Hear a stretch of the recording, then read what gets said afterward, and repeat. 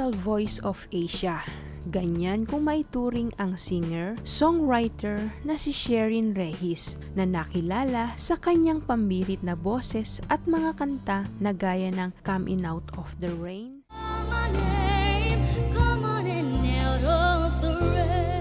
Maybe, there'll be no falling sun. Through the Fire, Kailan Kaya, at marami pa. Pero alam nyo ba na sobrang hirap pala ng kanyang pinagdaanan? Dahil dumanas din ng rejection at pagkatalo sa singing contest. Halika at pag-usapan natin kung paano niya nakamit ang tagumpay na tinatamasa niya ngayon. Paano rin hinarap ni Sherin ang malubhang sakit na dumapo sa kanya. At ano naman ang malaking revelasyon tungkol sa kanyang sexualidad. Halika at simulan natin. Si Sherin May Poncardas o mas nakilala natin bilang si Sherin Rehis ay isinilang noong November 26, 1979. Siya ay ipinanganak sa Carcar, Cebu. Panganay siya sa 3 anak nila Ginoong Bernardo at Ginang Daisy Rehis. Ang kanyang mga kapatid ay sina Elton at Joseph Rehis. Bata pa lamang si Sherin ay nakitaan na ito ng hilig sa pagkanta. At sa edad na 2 taon ay kinagiliwan na ang batang si Sherin. Si Sherin ay namulat na sa hirap ng buhay at walang sapat na pera para sa pangtustos sa kanilang magkakapatid. Kaya naman nagdesisyon ang kanyang ama na magtrabaho sa Saudi Arabia. Dahil sa suporta at paggabay ng kanyang nanay ay nakakakanta na ito ng simpleng himig. At noong mga panahon na iyon ay iniudyok si Sherin ng kanyang inang si Daisy sa pag-awit. Sa katunayan, ang ama ni Sherin ang mas mahilig kumanta. Ngunit sa kabila ng pagiging abala sa trabaho sa ibang bansa ay pumalit ang kanyang ina bilang kanyang trainer sa pagkanta. Hanggang sa lumaon ay natutunan na niyang kantahin ang Dito Ba ni Cool Ledesma na noon ay nasa 5 taong gulang pa lamang siya. At di naglaon, sa edad na 7 taon ay sumali na siya sa mga amateur singing contest. At nang marinig ang magandang tinig ni Sherin, habang kinakanta niya ang favorite contest piece niya na Dito Ba, ay hinangaan na siya ng mga manonood. Ang kanyang napanalunan sa nasabing patimpalak ay ibinili niya ito ng cassette tape ni Shirley Bassey para magamit niya na pyesa sa mga susunod na paligsahan. Sa edad na 8 taon ay nang masungkit niya ang grand prize sa singing contest nang kantahin niya ang awitin na Saan Ako Nagkamali ni Chili Moreno. Hindi maikakaila na hilig na talaga ni Sherin ang pagkanta. Dahil sa murang edad nito ay ginugol niya ang oras at panahon nito sa pagsasanay para sa kanyang mga pyesa kahit walang formal na pag-aaral. Ayon pa kay Sherin, ay kumakanta siya sa tabi ng malalim na balon para maabot ang matataas na nota. High school pa lamang siya ay naging madiskarte na ito sa buhay dahil rumaraket na siya sa pag-tutor sa voice lesson. Hanggang sa siya ay mag-aral ng kolehiyo at dito ay mas lalong nahasa ang kanyang talento. Dahil siya ay nakasama sa acting theater at choral singing na kalaunan ay nagbigay sa kanya ng pagkakataong makapaglakbay upang magtanghal para sa mga Filipino community sa Canada at sa USA. Ang mga batikang aktor na sina Leo Martinez at Gina Alahar ay nagsilbing mentor niya sa workshop. Di naglaon ay nakapagtapos siya ng Bachelor of Secondary Education with a major subject in English sa Cebu Normal University. Taong 1999, sa edad na 17, ay ginawaran siya ng Best Interpreter sa Cebu Metropop Music Festival nang kantahin niya ang Among Gabayan. Ito ay isang tribute song sa patron ng Cebu na si Santo Niño na isinulat ni Father Jed Ponce Billones. At ang orihinal na piyesang pinaawit sa kanya ay nanalo rin ng grand prize. Sa kalaunan ay nagtrabaho si Sherin bilang isang mga awit sa Cebu Plaza Hotel, kung saan niya nakilala si Earl Echeverry na pianista noon. Kahit may kalakihan ang agwat nila, hindi ito naging hadlang para sa pagmamahala ni Sherin at Earl. At taong 2002, sila ay nagpakasal. At hanggang sa nagkaroon siya ng opportunity sa Sing-It sa Itbulaga noong December 2002. Nang mga panahon na yon ay nagdadalang tao siya.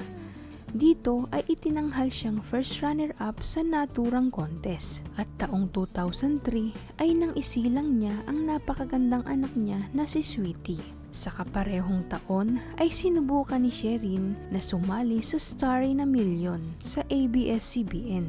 Sa pagkakataong iyon ay pinagbuti niya ang pagkanta sa bawat kalahok at kadalasan siya ay angat sa kanyang mga katunggali. Subalit di siya pinalad na masungkit ang grand prize ng first runner-up at Dexter's Choice Awardee. Kaya naman, nagdesisyon na siyang bumalik sa Cebu sa pag-aakalang ito na ang katapusan ng kanyang mga pangarap.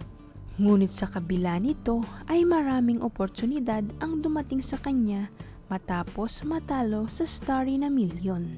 Ang awitin na ginamit sa grand finals ng nasabing kompetisyon na Coming Out of the Rain ay nag-top hit sa mga radio charts at naging top 1 at tumagal ng 12 linggo sa mixed hit charts. At ang kanyang unang album mula sa Star Records na pinamagatang Coming Out of the Rain ay inirelease noong 2004 at naging platinum sa loob lamang ng 3 buwan.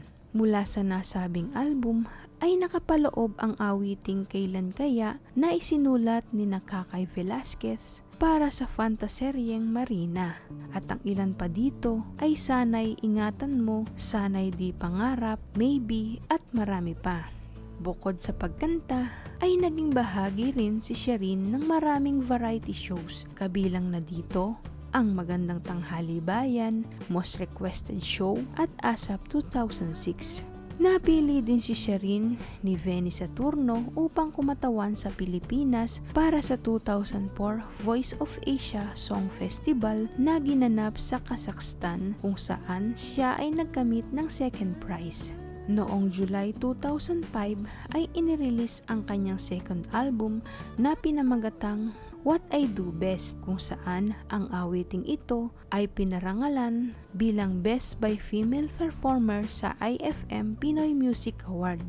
Siya din ang boses sa likod ng awiting Sabihin Mo Sa Akin para sa fantaseryeng Kampanerang Kuba ng ABS-CBN na ginampanan ni Ann Curtis. At napili din theme song ang kanyang awitin na Hindi Ko Kayang Iwan Ka sa teleseryeng Gulong ng Palad na pinagbibidahan ni Christine Hermosa at DJ Trinidad at naging most requested din sa mga estasyon ng radyo. At siya din ang boses sa likod ng awiting Dahil Nagmamahal at naging theme song ng programang Nagmamahal Ka Pamilya ni Bernadette Sembrano. Bukod sa husay nito sa pagkanta, ay napili din si Sherin na maging host sa Search for a Star in a Million Season 2. Dito ay nakasama niya si Eric Santos, Mark Bautista at Rachel Ango. At naging host din siya ng Little Big Star Cebu na nakasama bilang top 4 rating ng programa sa nationwide chart sa ABS-CBN. Ang kanyang ikatlong album ay inirelease noong November 2006 na pinamagatang The Modern Jukebox Collection. Nakapaloob dito ang Alam Mo Ba ni Bina Morales, Sayang na Sayang ni Manilyn Reynes, After All ni Linda Eder. Maliban sa mga ito ay nakapaloob din ang mga awitin niyang Pusong Lito, Bago Magbukas, Bakit Iniwan Mo at marami pa. Kabilang din ang theme song ng teleserye ng ABS-CBN na Maria Flor de Luna. Taong 2010 nang mag-migrate sila sa Amerika at nanirahan sa Houston, Texas kasama ang kanyang ex-husband na si Earl Echeverry at ang kanilang anak na si Sweetie.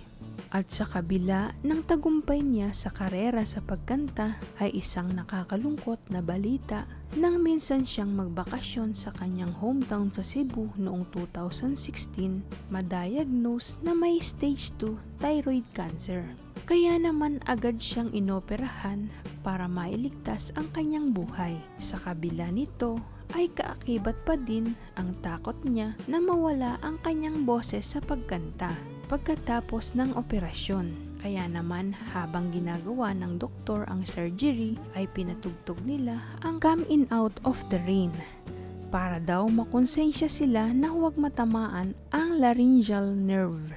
At naging matagumpay ang operasyon. Ayon pa kay Sherin ay pinayuhan siya ng doktor na kailangan after 6 months ay kumanta siya. Pero naisip niya na matagal ang 6 na buwan para sa pagpapahinga sa pagkanta. Dahil ayon pa kay Sherin ay buhay niya ang pagkanta. Kaya after 3 weeks, kumanta siya para sa patron ni Santo Niño. At dahil na din sa mataimtim na panalangin, nakakanta siya at gagaling, ay lubos ang kanyang pasasalamat dahil dininig ang kanyang panalangin at siya ay naging cancer-free. Ang kanyang buhay sa Houston ay umikot pa rin sa mundo ng entertainment. Bukod sa pagkanta ay nag-host din siya ng magazine talk show Chit Chat Houston. Taong 2018 ay nagtrabaho siya bilang teacher sa US, kung saan ay nagturo siya ng academics sa kindergarten, elementary at middle school. At hanggang sa hinikayat siya ni Sweetie na bumalik sa Pilipinas. Noong 2020 ay bumalik ng Pilipinas si Sherin at napiling manirahan muli sa bansa. Halos 2 dekadang paninirahan sa US, dito rin umugong ang balitang hiwalayan nila ng asawa niyang si Earl Echeverry. Ayon pa kay Sherin, ay mas pinili niyang manirahan sa Pilipinas for good para sa kanyang pamilya at karir. Ayon pa sa isang vlog ni Ogie Diaz ay inamin ni Sherin na siya ay isang lesbian at kasalukuyan niyang karelasyon ang YouTuber na si Mel De Guia. Ayon pa kay Sherin, ano man ang mangyayari sa kompetisyon, hindi mo sasabihin na yan ang katapusan kasi marami pang opportunities. Hanggang may boses ka, may good health ka, importante nandyan ang disiplina mo, stay humble at i-enjoy lang ang every moment na meron ka.